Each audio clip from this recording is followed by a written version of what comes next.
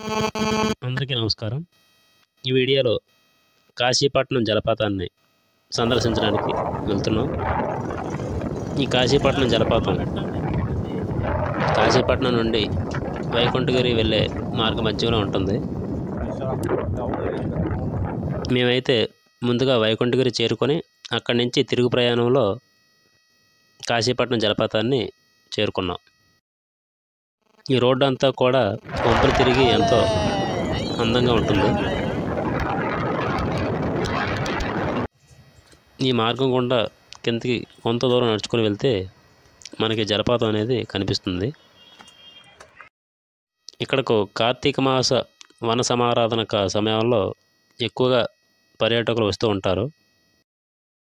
ఈ ప్రాంతం అంతా కూడా చెట్లతో నిండి ఉండడం వల్ల మనకి బయట ఎంత ఎండ ఉన్నా కూడా చల్లగానే ఉంటుంది.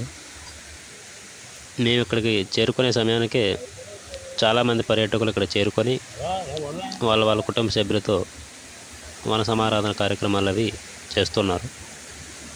ఇది కొండ ప్రాంతం కావడం వల్ల కాస్త జాగ్రత్తగా ఉండవలసిన అవసరం ఎంతైనా ఉంది.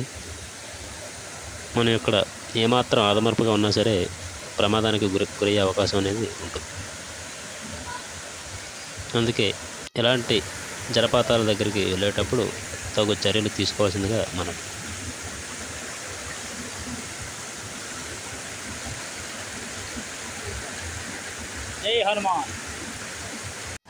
ఇక్కడ నీరు కూడా ఎంతో స్వచ్ఛంగా ఉన్నట్లుగా మనకి తెలుస్తుంది.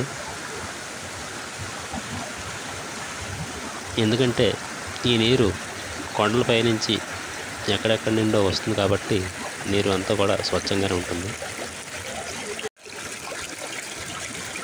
ఈ జలపాతం ఇలాగే కాకుండా ఇంకా పైకి వెళ్తున్న కొద్దీ మనకి మెట్ల వరుసలాగా అలా ఒక్కొక్క జలపాతం మనకి తారసపడుతూ ఉంటుంది.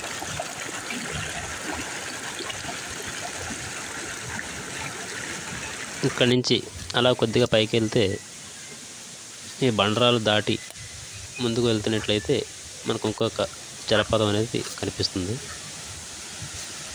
ఈ ప్రాంతం చుట్టూతో కూడా చెట్లు నిండి ఉండడం వల్ల మనకి బయట ఎంత ఎండ ఉన్నా కూడా లోపల వాతావరణం ఆహ్లాదకరంగా ఉంది. ఇక్కడ మీరు చూస్తున్నది ఏదైతే ఉందో అది 2వ అంచె వాటర్ ఫాల్ అన్నమాట. అంటే నిజానికి ఈ వాటర్ ఫాల్ నుంచే కిందకి నీరు వెళ్తుందన్నమాట.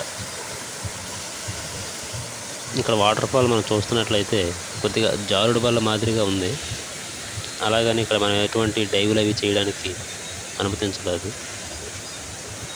ఒకవేళ మనం డైవ్ చేసినట్లయితే మనకి ఎముకలు ఇరిగిపోతాయి. చూస్తున్నారు కదా జలపాతం ఎంత అద్భుతంగా ఉందో. మనం ఇంతకు మునుపు నడిచి వచ్చిన ఈ దారి గుండానే నడిచి వచ్చాం. ఆ దారి చుట్టూ కూడా ఈ బండరాళ్ళు అవి ఉన్నాయి.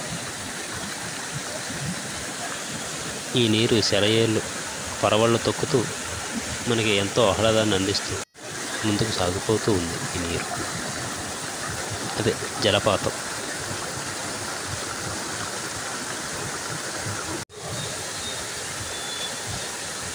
ఇక్కడ ఈ జలపాతాన్ని సందర్శించి ఇక్కడి నుంచి అలాగా కొంచెం పైకి వెళ్తే మనకు మరొక జలపాతం దర్శనమిస్తుంది.